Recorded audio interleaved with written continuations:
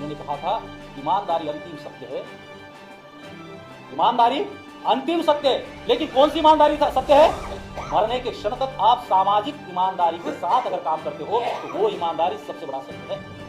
इसके लिए उन्होंने उदाहरण दिया।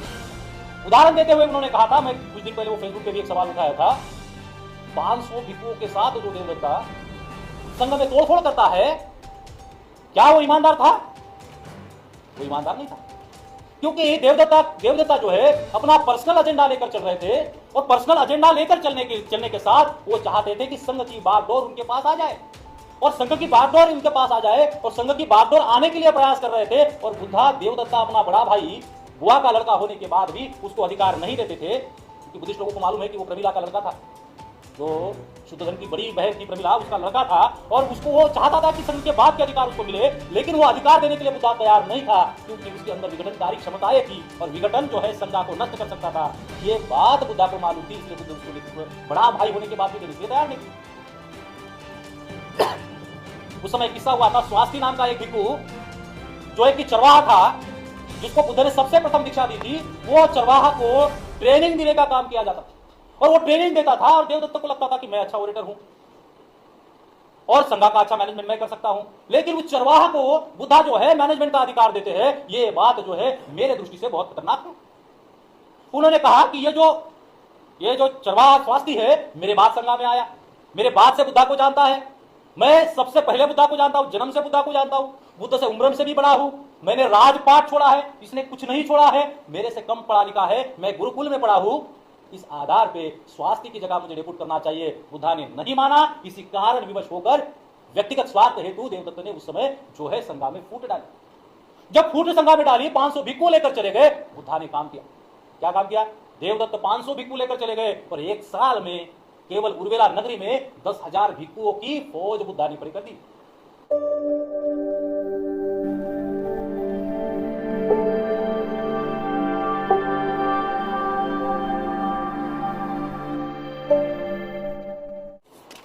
साथियों,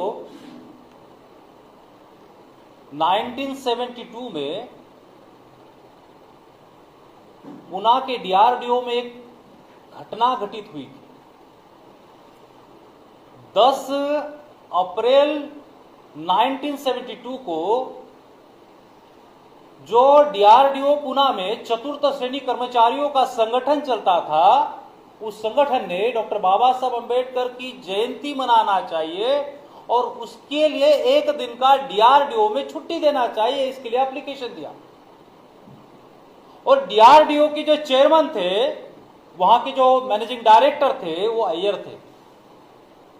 और अय्यर साहब के पास जब वो अपना रिटर्न एप्लीकेशन लेकर गए, 4-6 लोग लेकर गए, जिनका नेतृत्व दीना भाना जी जो कर रहे थे, वो लेकर गए। लेकर जाने के बाद अय्यर ने ऐसा देखा, देखने के बाद उसने ऐसा देखकर पलटा अल्टा किया और उसने कहा कि क्या तुम शेड्यूल कास्ट महार अंबेडकर की जयंती मनाना चाहते हो और उसके लिए छुट्टी चाहते हो? यह छुट्टी कतई नहीं दी जाएगी। उसने एप्लीकेशन लिया, फाड़ दिया और दीना भाना जी के मुंह पर फेंक कर मार दिया। दीना भाना जी को गुस्सा आया कि जिस आदमी का भाषण मैंने 1945 में सुना था, और वो भाषण सुनने के बाद उनको ढूंढते ढूंढते मैं बॉम्बे तक आया, नाइट स्कूल में पढ़ा, और जब अंतिम बार उनको देखने के लिए मुझे मिला, वो 1956 का समय था, और उनसे ही प्रेरणा लेकर मैं यहां नाइट स्कूल में पढ़कर डीआरडीओ में नौकरी के लिए आया। और ये नालायक अय्यर जो है वो हमको कह रहा है कि उसकी जयंती मनाते हो। उनको गुस्सा आया। उन्होंने देखा कि यहां लड़ने भिड़ने वाला और कौन व्यक्ति है, तो उन्होंने डीके खापर्डे साहब का उनको खोज हुई और डीके खापर्डे साहब से मिले। डीके खापर्डे साहब से मिलने के बाद डीके खापर्डे साहब के साथ 1.5 घंटा चर्चा हुई। चर्चा होने के बाद फिर से फ्रेश एप्लीकेशन लिखा गया। फ्रेश एप्लीकेशन लिखकर अय्यर के पास गए। अय्यर ने फिर से इनको हकाल दिया। हकालने के बाद इन्होंने फिर ढूंढा कि यहाँ दूसरे दर्जे का शेड्यूल कास्ट का कौन अधिकारी है।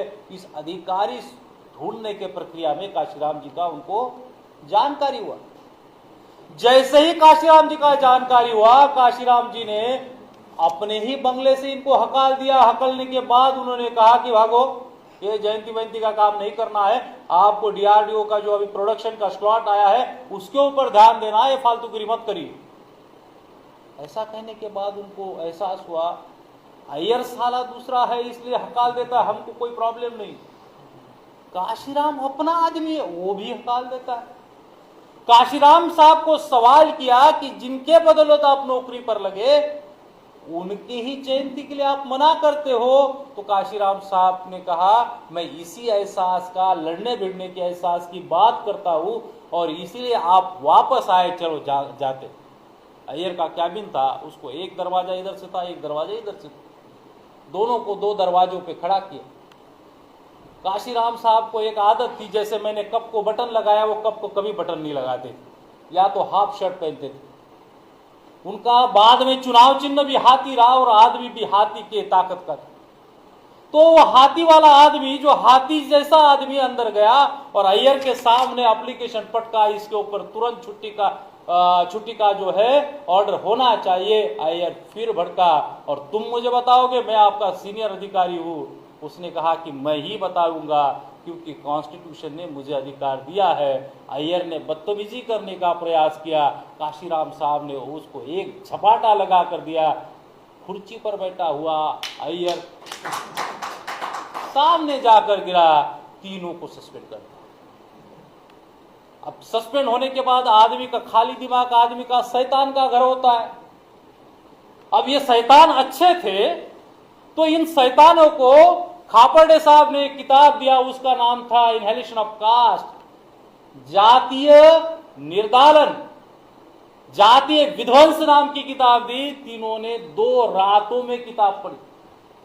तब तक काशीराम साहब ने बाबा साहब की कोई किताब नहीं पढ़ी थी और उसके बाद भी कोई किताब नहीं पढ़ी।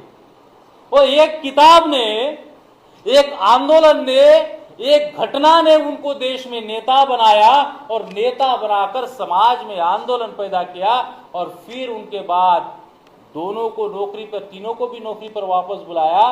काशीराम साहब ने शर्त रखा, मैं नौकरी पर जाना नहीं चाहता हूं, संगठन को चलाना चाहता हूं, क्या आप दोनों मुझे चलाओगे? उस समय खापर्डे साहब और रीना भाना जी ने कहा, दादाजी ने कहा, हम लोग आपको चलाएंगे। और उन्होंने केवल चलाया नहीं तो अपने जितना तनख्वाह आता था उसमें से 40% हिस्सा काशीराम साहब को संगठन बनाना, विस्तार करना, उसको बढ़ावा देना और उसको आगे बढ़ाने के लिए खर्चा किया। एक समय की बात है, 1975 की बात है। उनका जो बड़ा बेटा है विजय, दादाजी का बड़ा बेटा विजय, जो एक्सपायर्ड हो गया है, उसने सुबह कहा कि मुझे नॉनवेज चाहिए। अब वाल्मीकि जाति से थे तो नॉनवेज तो घर में बनता ही है, लेकिन 40% इधर जाने से पिछले 6-7 महीनों से उनके घर पे नॉनवेज नहीं बना था। तो बेटे ने कहा कि हमको नॉनवेज चाहिए। तो उन्होंने कहा कि बेटा थोड़ा सा पैसे की कमी है, अगले हफ्ते देखते। उसी दिन शाम को काशीराम साहब आए और काशीराम साहब आने के बाद काशीराम ने कहा, अरे दीना मैं बहुत थक गया हूं, थोड़ा नॉनवेज खाना चाहता हूं। काशीराम साहब ने दादी को कहा कि दादी तुम्हारे गले में जो है, रस्तोगी साहब, हमारी दादी जो सुमन दादी जी थी वो भी सोनी थी, सोनार थी। उन्होंने कहा कि तुम्हारे गले का हार बहुत खूबसूरत है लेकिन गले में अच्छा नहीं लगता है, तो दे दो। उन्होंने अपने पत्नी के गले का हार बेचकर, दादी को लगा कि घर में कुछ राशन पाशन नहीं होगा या उनको कुछ काम होगा इसलिए हार मांगा होगा, दादी ने दे दिया। देने के बाद उन्होंने काशीराम साहब के खुराक के हिसाब से नॉनवेज लाया। अब दादी गुस्सा हो गई, दादी गुस्सा हो गई कि बेटे ने सुबह नॉनवेज मांगा तो आपने मना कर दिया, काशीराम जी के लिए 3 किलो नॉनवेज लाए हो, ये कोई इंसानियत वाली बात हुई?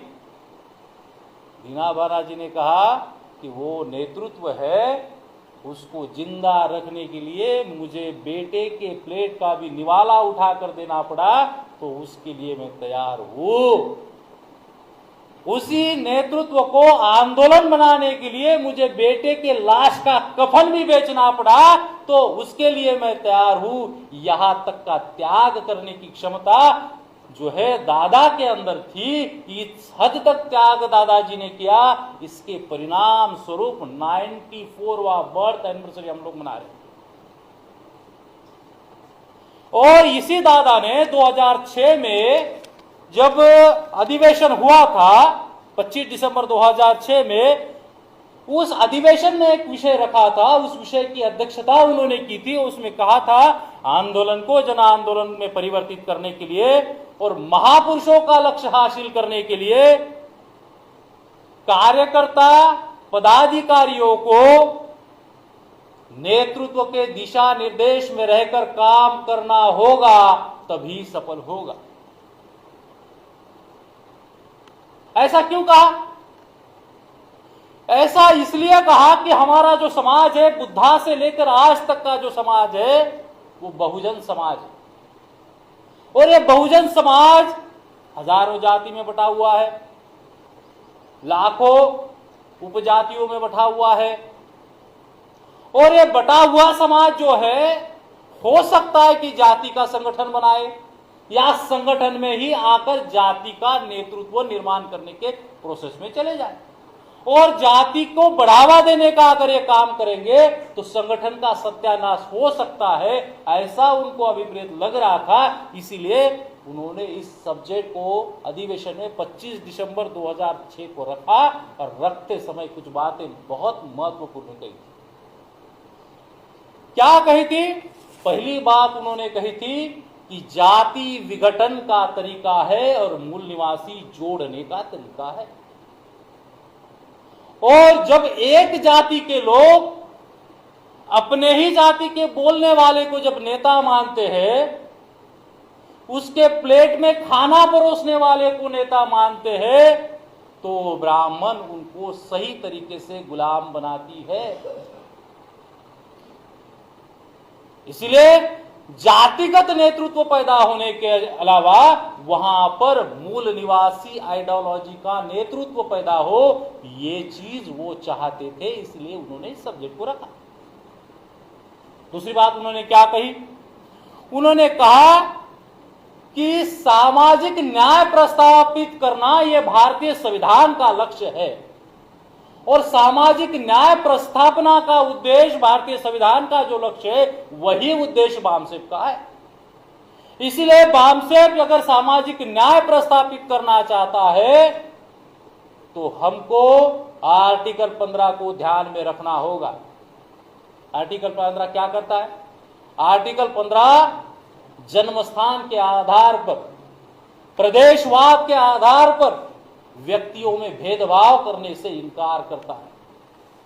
और प्रदेशवाद के आधार पर जब भेदभाव की प्रक्रिया शुरू हो जाती है तो क्या होता है? जो अल्पसंख्याक ब्राह्मण है, वो अल्पसंख्याक ब्राह्मण कायम हुक्मरान बना हुआ रहता है। ये खतरा उस समय 2006 में खापर्डे साहब के साथ काम करने वाले और खापर्डे साहब के सहयोगी दीना भानाजी को, दादाजी को उस समय पता चला था।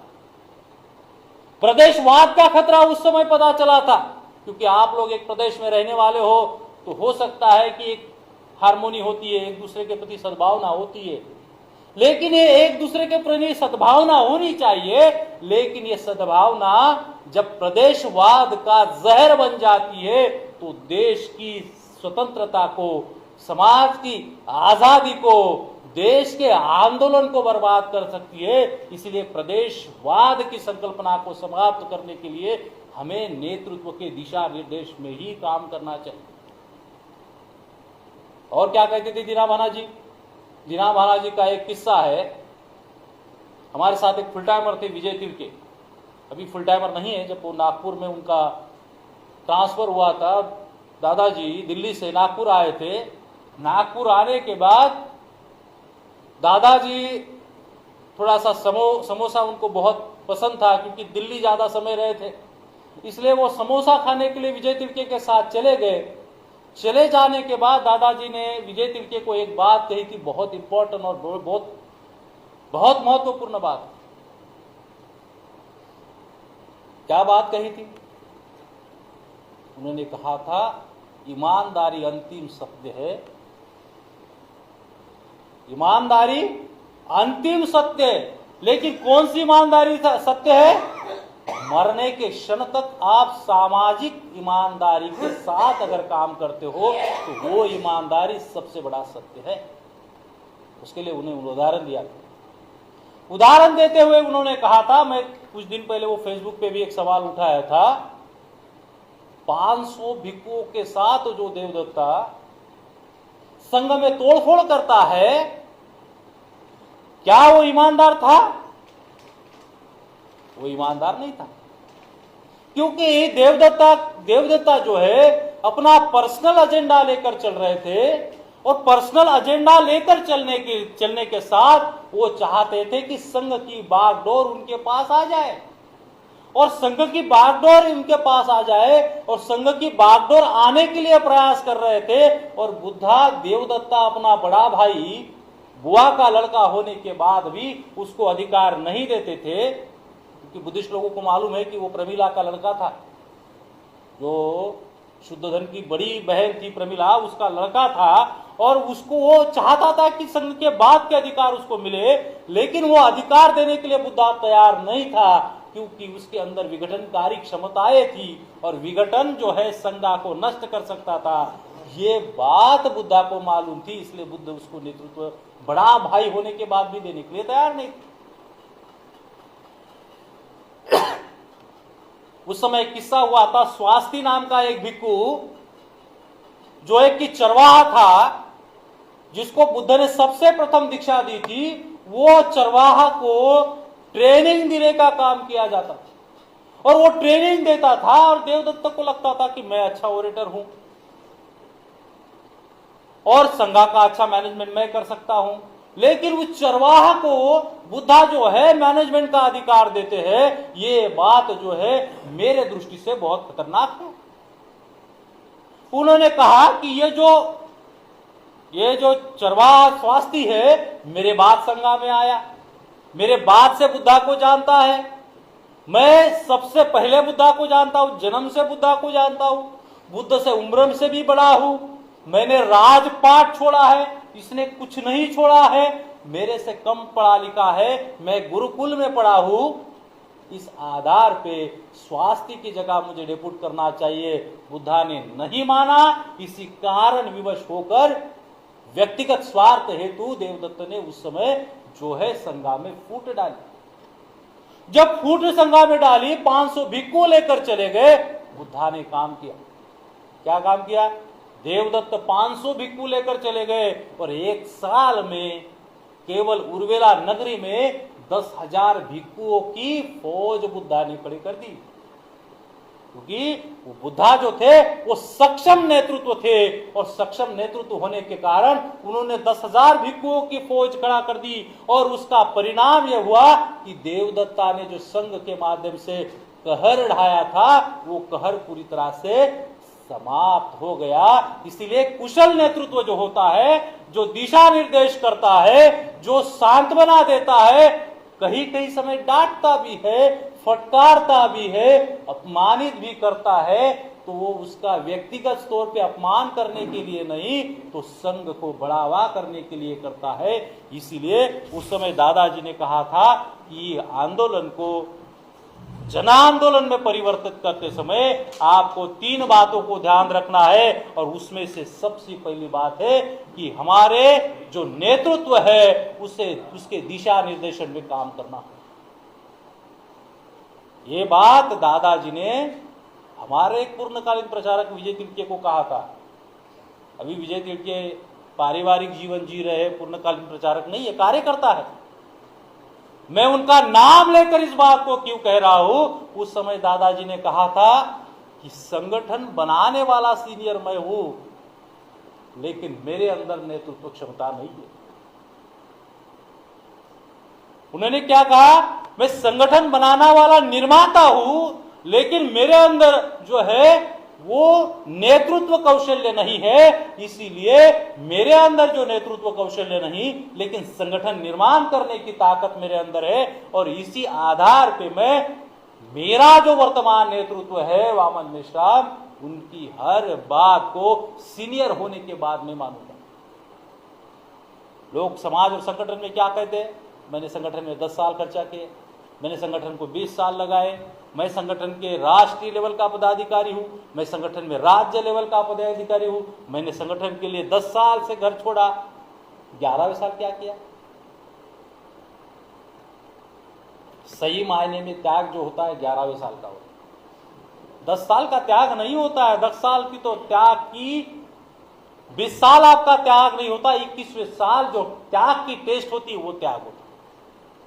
और उस समय त्याग ने जो उस टेस्ट को जब आप सामने जाओगे तो उस टेस्ट में, त्याग के टेस्ट में अगर आप सफल हो गए तो उसका परिणाम ये हो जाएगा कि आपका त्याग इतिहासों में दर्ज होगा। और इतिहासों में दर्ज होकर क्या होगा? यहां दादाजी की तस्वीर लगी है, कल वो उस इतिहास में त्याग करने वाले आदमी की तस्वीर होगी। शायद आरपीजी अगर उस समय जिंदा रहे तो उनके ऊपर भाषण करें, शायद जिंदा रहे, क्योंकि ये तो नेचुरल सिद्धांत है, वो जन्म लेता है, वो मर जाता है। आरपीजी भी आज है, कल नहीं रहेंगे, मैं भी नहीं रहूंगा। लेकिन मैं मरने के समय जो सिद्धांतिक तौर पे देखा जाए, मैं मरने के समय कितना ईमानदार था, वही अंतिम ईमानदारी होती है। इसलिए अंग्रेजी में कहावत है, first impression is not impression, अंतिम impression, last impression is impression. Hindi में भी कहते हैं अंत भला तो सब, अंत भला तो सब भला। और जो बीच में लटक जाता है उसका क्या होता है, मुझे मेरे से आपसे ज्यादा उसका घुट जाता है गला। तो साथियों, मैं इसी चीज के अंदर एक आपको कहना चाह रहा हूं, बहुत महत्वपूर्ण चीज कहना चाह रहा हूं, वो है कि आपको अंतिमता संगठन के साथ किस तरह से ईमानदार रहे, वो बात महत्वपूर्ण है। इसी अधिवेशन में दादाजी ने एक चीज और कही थी, वो चीज ये थी, विचारधारा को अपना हाथ पैर नहीं होता। विचारधारा को अपना हाथ पैर नहीं होता है। विचारधारा को क्या होता है? विचारधारा का हाथ पैर संगठन होता है। और कुछ लोग क्या कहते हैं, हम फुले शाहू अम्बेडकरी विचारधारा के विरोध में बिल्कुल नहीं है, हम उसके पाई। अरे उस विचारधारा को अपना हाथ पैर कहां है? उस विचारधारा का हाथ पैर फुले अम्बेडकर शाहू है। और फुले शाहू अम्बेडकर कौन है? व्यक्ति है। व्यक्ति के बाद वो नेतृत्व है। नेतृत्व के बाद फुले अम्बेडकर शाहू एक ऑर्गेनाइजेशन है। और ऑर्गेनाइजेशन के साथ बेईमानी करना, गद्दारी करना, मतलब जीवित काल में महापुरुषों के साथ गद्दारी करना है। ईमानदारी का सही सिद्धांत, संघ के सिवा विचार शून्य होता है। संघ के सिवा विचार शून्य होता है। और जो विचार पैदा होता है उसको जनमानस में पहुंचाने का काम संघ यानी संगठन करता है। आज फुले शाहू अम्बेडकरी विचारधारा का भारत में नहीं तो दुनिया में एकमात्र संगठन वामसेप है। कैसे वामसेप है? उस समय बुद्धा ने कहा था कि मैं जो सारे जो शूद्र अतिशूद्र लोग हैं, मैं इनके सारे जातियों को इकट्ठा करूंगा। बुद्ध संघ बनाया। अगर बुद्ध संघ नहीं होता, बुद्धा अकेले में जाकर, आइसोलेशन में जाकर राजकुमार जी को बताते, आरपी जी को बताते, प्रेम जी को बताते, दहाट मैडम को बताते, क्या बुद्धा इस देश का कन्वीनर, दुनिया का कन्वीनर होता? दुनिया में बुद्धिज्म फैलता? नहीं फैलता। बुद्धा ने संघ की नींव रखी, क्योंकि बुद्ध एक विचार है और उस विचार की नींव जिसने रखी है वो संघ है। संघ था, इसलिए दुनिया में बुद्धिज्म बहुत बड़ा धर्म है। दुनिया के आधे कंट्री में बुद्धिज्म है।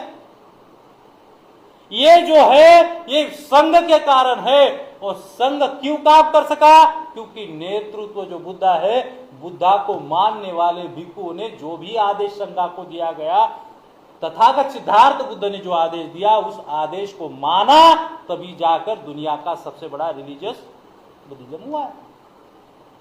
आज के परिप्रेक्ष्य में क्या है? भारत का सबसे बड़ा लोकतांत्रिक संगठन अगर कोई है तो बामसेप है। कैसे लोकतांत्रिक संगठन है? बामसेप हर 2 साल में राष्ट्रीय अध्यक्ष का चयन करते हैं। हर साल में 2 साल में राष्ट्रीय अध्यक्ष का चयन करते हैं। और जिस आदमी का राष्ट्रीय स्तर का चयन बार बार किया जा रहा है मेश्राम साहब का, वो हर 2 साल में अपनी योग्यता ज्यादा बड़े पैमाने पे करते, ज्यादा योग्यता अपनी बनाते। केवल अपनी योग्यता ही नहीं बनाते, उन्होंने अपने नीचे भी कई सारे 100 लोगों की योग्यता बनाई और 100 लोगों की योग्यता बनाकर 100 संगठन खड़े किए। इसलिए बामसेप दुनिया का एकमात्र लोकतांत्रिक संगठन है जिसने इस लोकतांत्रिक ढांचे को मजबूत करने के लिए समाज के 100 संगठन निर्माण किए और उसके 100 राष्ट्रीय अध्यक्ष निर्माण किए। और इस संगठन का, बामसेप जो लोकतांत्रिक संगठन है, उसका नेतृत्व आज के तारीख में सही नेतृत्व अगर कोई है तो वो मेश्राम साहब। परिस्थिति समाज हित और दीर्घकालीन उद्देश्यों के लिए महापुरुषों ने जो प्लान बनाया था उसके आधार पे वो निर्णय लेते हैं। बामसेप एक नॉन पॉलिटिकल ऑर्गेनाइजेशन है, लेकिन बामसेप ने अपने जीवन काल में ऐसा कहीं नहीं कहा कि हम राजनीति में हस्तक्षेप नहीं कर सकते। अगर ऐसा कहा नहीं है, बामसेप राजनीति नहीं करती है, बामसेप राजनीति में हस्तक्षेप करती है। बामसेप ने पहली बार राजनीति में हस्तक्षेप नहीं किया है। 1981 में जब DS4 नाम का संगठन बना था और उस DS4 को 85 के चुनाव में उतारने का काम भी बामसेप ने किया है। काशीराम जी के माध्यम से राजनीतिक हस्तक्षेप की शुरुआत तब से हुई। बामसेप ने पहली बार राजनीतिक हस्तक्षेप नहीं किया तो बामसेप ने जब ओबीसी के लिए जात निहाय जनगणना का 2011 में इशू चला था, उस 11 के इशू में भी बामसेप ने राजनीतिक हस्तक्षेप किया है। बामसेप ने पहली बार राजनीतिक हस्तक्षेप नहीं किया है जब इस देश में ओबीसी का इशू चल रहा था, ओबीसी के लिए मंडल कमीशन लागू करने का इशू चल रहा था, उस समय भी बामसेप ने राजनीतिक हस्तक्षेप किया है। बामसेप ने अपने जीवन काल में राजनीतिक हस्तक्षेप किया है। जो लोग हस्तक्षेप को राजनीति के साथ जोड़ते हैं उनके बुद्धि की मुझे बहुत ज्यादा कीव आती है, उनके बुद्धि की मुझे बहुत ज्यादा तरस आती है, दया आती है। और उनके तर्क को, उनके बुद्धि का जब मैं विचार करता हूं तो मुझे लगता है मैं भगवान के ऊपर विश्वास नहीं करता हूं, लेकिन फिर भी दुनिया में कहीं भगवान होगा तो भगवान उन छोटा विचार करने वाले लोगों को सद्बुद्धि देवे। गुजराती शब्द दे देवे, ठीक बा, ऐसे ही बोलते हैं ना यूपी में। तो साथियों, ये सब्जेक्ट आज इसलिए रखा गया है, ये सब्जेक्ट रखने के पीछे भी 5 महत्वपूर्ण बिंदु है। नंबर 1, जब तक संगठन मजबूत नहीं होगा तब तक देश में कोई भी क्रांति, कोई भी आंदोलन जन आंदोलन में परिवर्तित नहीं होगा। और जन आंदोलन में परिवर्तित करने के लिए बामसेप को आंदोलन करने वाले संगठनों को मजबूत करना पड़ेगा और बामसेप को खुद 3rd प्रायोरिटी पर जाकर आंदोलन करने वाले को 1st प्रायोरिटी पर लाना होगा। क्योंकि बामसेप कर्मचारियों का संगठन है, बामसेप ट्रेनिंग मशीनरी है, बामसेप लोगों के अंदर विचार भरने वाली मशीनरी है। लोग कहते 3rd प्रायोरिटी पे कैसे? काशीराम जी जो है DRDO में नौकरी करते थे, जहां गोला बारूद बनता है।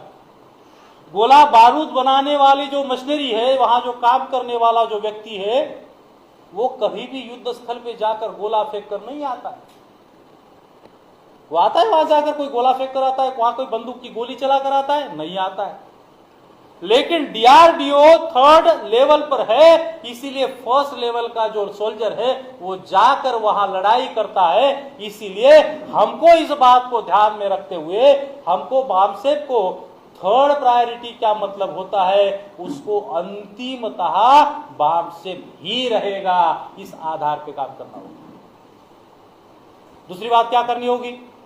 दूसरी बात यह है कि जो आंदोलन करने वाले संगठन है उनको बढ़ावा देकर उनकी संख्या में इजाफा करना होगा। हमें हर गांव में, हर नुक्कड़ पे, हर चौक में, हर घर में वामसेप ने जो महापुरुषों के आइडियोलॉजी का प्रचार और प्रसार किया, जिसका प्रशिक्षण दिया, उस प्रशिक्षण के लिए लड़ने वाला हर घर में एक सोल्जर तैयार करना होगा।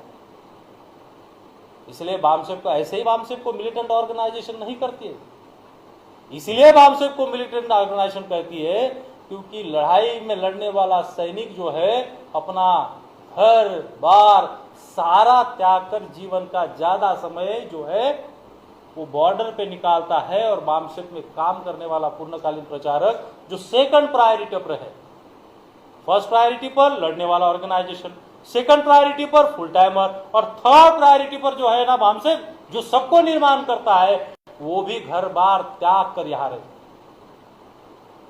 इसीलिए राष्ट्रीय अध्यक्ष जो है दिशा निर्देश क्या करते हैं? दिशा निर्देश ये करते हैं कि आपको क्या करना है।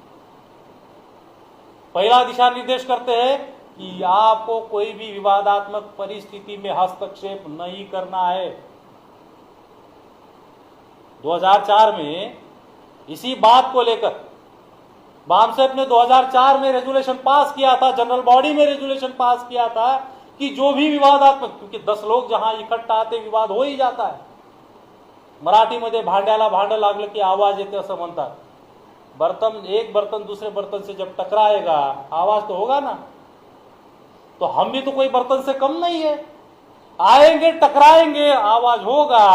अब आवाज होगा तो बर्तन को बर्तन ना टकराए, विवाद की स्थिति ना पैदा हो, इसीलिए सारे विवादों को सॉल्व करने की जिम्मेदारी जो है 2004 में रेजोल्यूशन पास करके उसका सारा अधिकार राष्ट्रीय अध्यक्ष को दिया। मैं उदाहरण के तौर पे बताता हूं, आपके घर में 4 भाई है, पिता है, माँ है, 2 बहनें हैं, 4 भाइयों की पत्नियां है। अगर सारे विवादों को सॉल्व करने लगेंगे तो क्या होगा?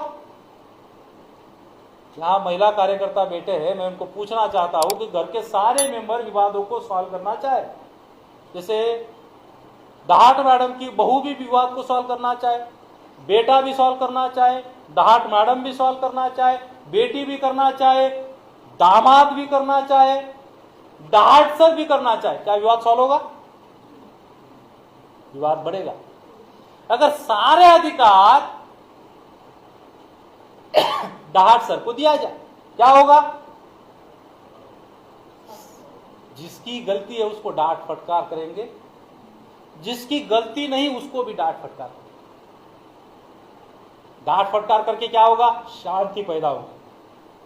शांति होने के बाद फिर समझाएंगे, जिसकी गलती है उसको कहेंगे कि इसके बाद गलती नहीं होनी चाहिए। जिसकी गलती होगी उसको क्या कहा जाएगा?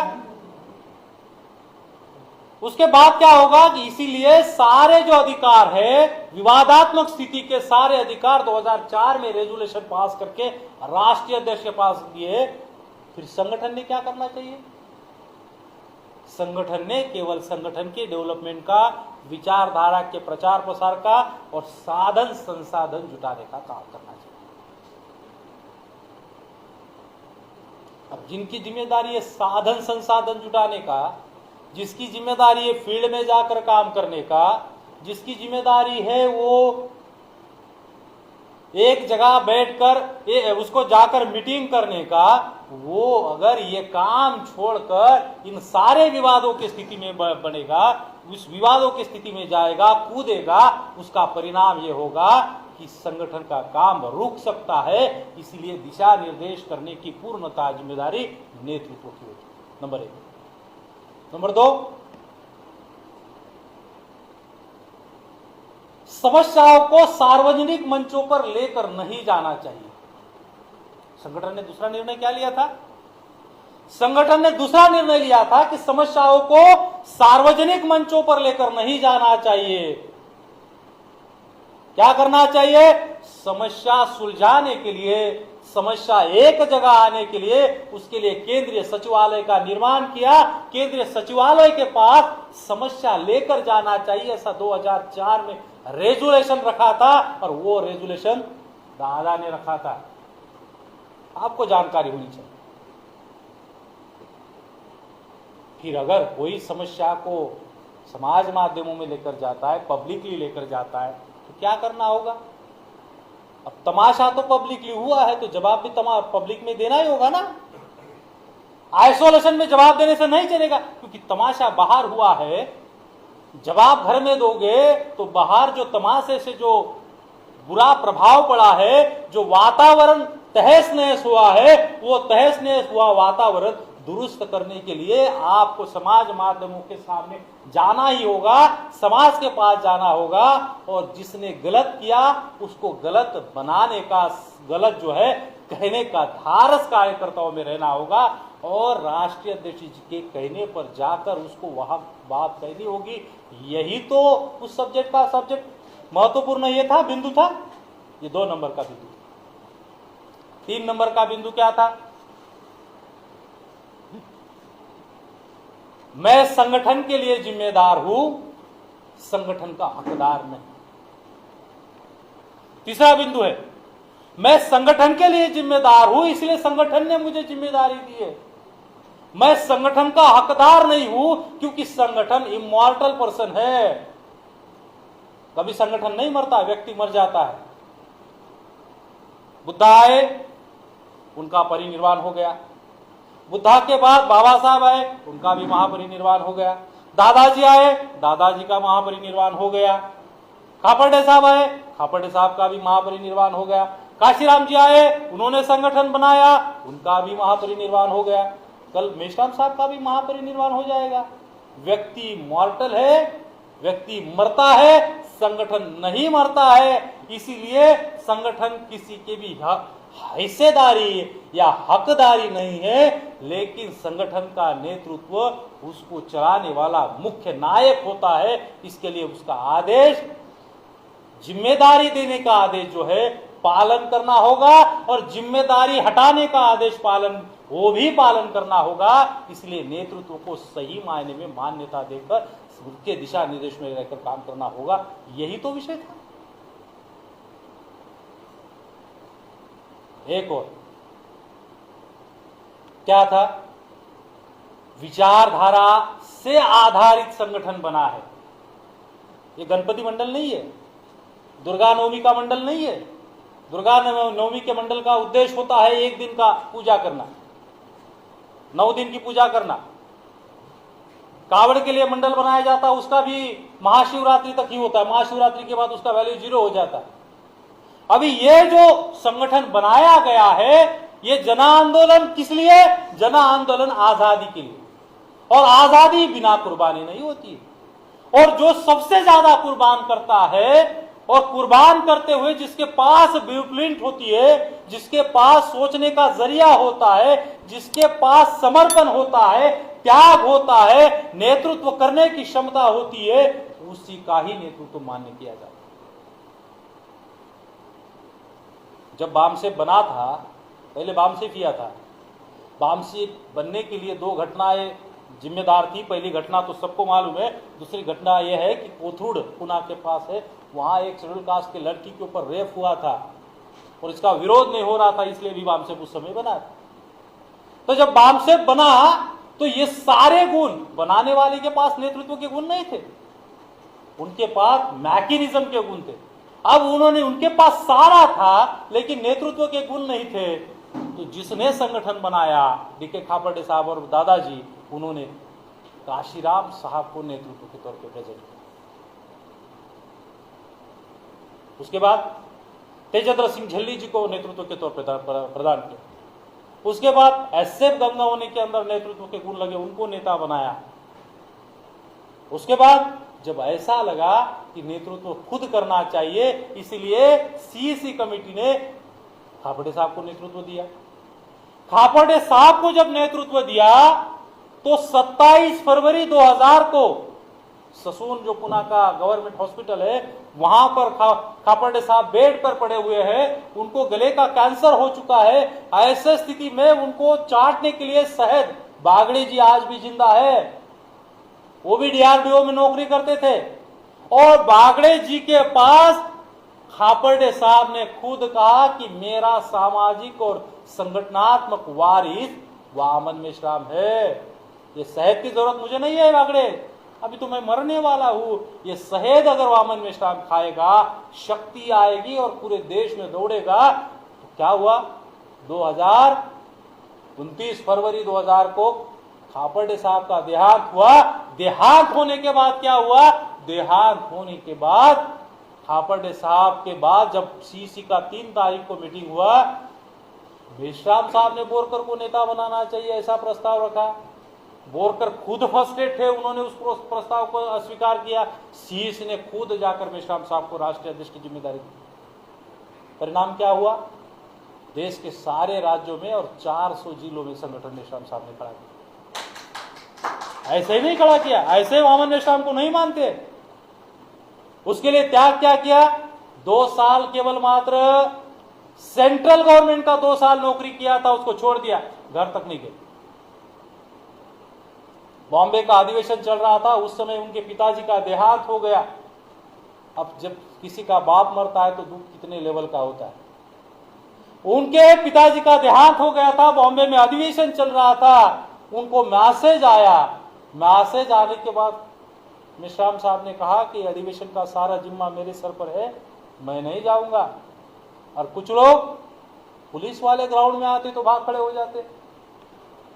इधर बाप मरा पड़ा हुआ है, फिर भी उसके मैयत को नहीं गए। उन्होंने कहा कि 2 दिन के बाद भी जाऊंगा तो बाप जिंदा नहीं होगा, कल भी जाऊंगा तो बाप जिंदा नहीं होगा, इसलिए अधिवेशन सफल कर देते। अधिवेशन सफल होने के बाद वो गांव गए। गांव जाने के बाद उनका जो काम था परिवार के प्रति, वो सारा काम किया, फिर वापस संगठन गया। ये होता है संगठन, ये होता है नेतृत्व का समर्पण, ये होता है त्याग। और इस त्याग के आधार पर मेश्राम साहब जो है महान हो गए और नेतृत्व करने के लायक थे। इसीलिए हमको हमारे नेतृत्व के दिशा निर्देशन में रहना होगा, क्योंकि ये नेतृत्व जो है, जो 2000 में राष्ट्रीय अध्यक्ष बना, इस नेतृत्व ने 78 से लेकर 2000 तक का वेटिंग किया।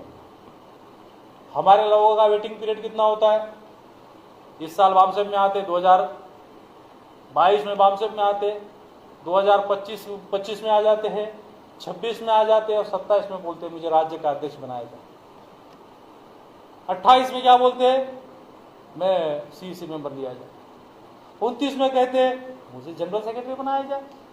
30 में कहते हैं कि मेरे अंदर अच्छा भाषण करता हूं, 6 घंटा में लोगों का प्रबोधन करता हूं, 7 घंटा प्रबोधन करता हूं। घंटा प्रबोधन करता है, साला पाठ करके आ जाता है।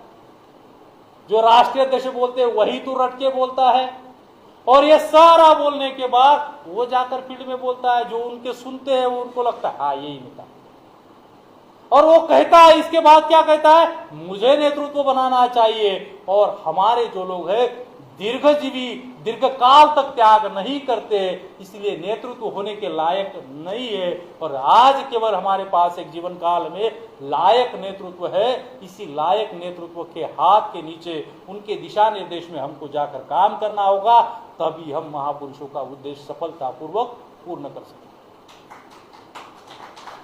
और क्या, और एक बहुत महत्वपूर्ण चीज है, उद्देश्य के प्रति जो पूरी तरह से लिबरल होकर निरपेक्ष भाव से त्याग कर सकता है, वही नेता होता है। और वही नेता होता है अपने जूनियर को बढ़ावा देने वाला। जब जूनियर को बढ़ावा दिया जाए और जूनियर को भी बढ़ावा देकर उसको उस ओहदे तक पहुंचाया जाए, तो जूनियर ने ये नहीं कहना चाहिए कि मैं महान हूं, और उसने गुटबाजी का जो मोमेंट है उसको समाप्त कर देना चाहिए। और उसको समाप्त करेगा तभी महापुरुषों का आंदोलन वाला जो संगठन है, आंदोलन से जन आंदोलन में पवित्र रूपांतरित हो जाएगा। और रूपांतरित होने की प्रक्रिया में बहुत बड़ा इंपॉर्टेंट काम होगा। यही हो सकता है, यही सही मायने में दादाजी को श्रद्धांजलि होगी, भोजन का समय हो चुका है।